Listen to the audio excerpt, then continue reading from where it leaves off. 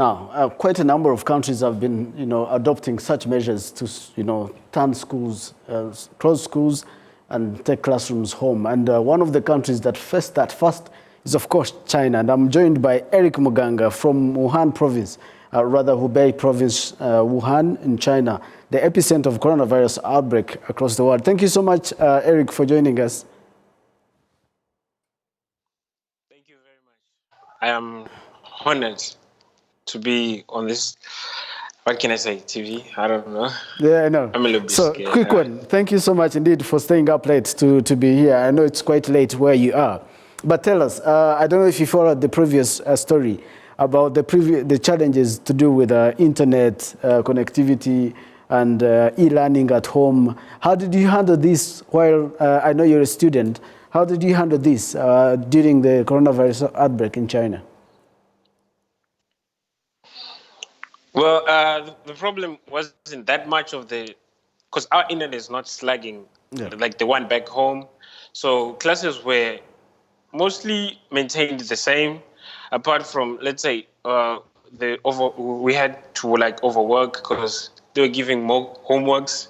I don't know why, because the teachers preferably wanted us to always be occupied and not, feel anxiety or pressure, because we're under lockdown. So that's mostly what the school officers were planning or had in mind. Mm-hmm. So back to coronavirus. How is the situation like right now in Wuhan? Well, the situation has gone down. That I can say, because the tightness of the situation right now is going down. We before we used not to go outside around the compound, but now we can go outside around the compound. Mm-hmm. Some of the cities, not Wuhan specifically, but outside, have people are playing, people are gathering, not like how it used to be, but the thing, you can see progress. That's what I'm trying to say. You can see progress right now, and that is a good thing. Mm-hmm. How did the lockdown control the spread of coronavirus in Wuhan and, of course, the Greater China? Well, I think what controlled the lockdown is how the lockdown controlled the spread. I mean, is it stopped people getting in contact, and the virus is a contact-based virus. So once you limit people getting in contact, people seeing each other, that means the risk of getting infection is low. So that's one of the best things about the lockdown. Mm-hmm. Though the other side is people will get bored. People feel like they are imprisoned to some extent. But during the long run, the profit is high because the number is now going down. Last 3 days, Wuhan had 0 cases, and that has been massive. Yeah, sure. Last one. What advice would you give to Rwandans currently who are experiencing this sort of still new to us?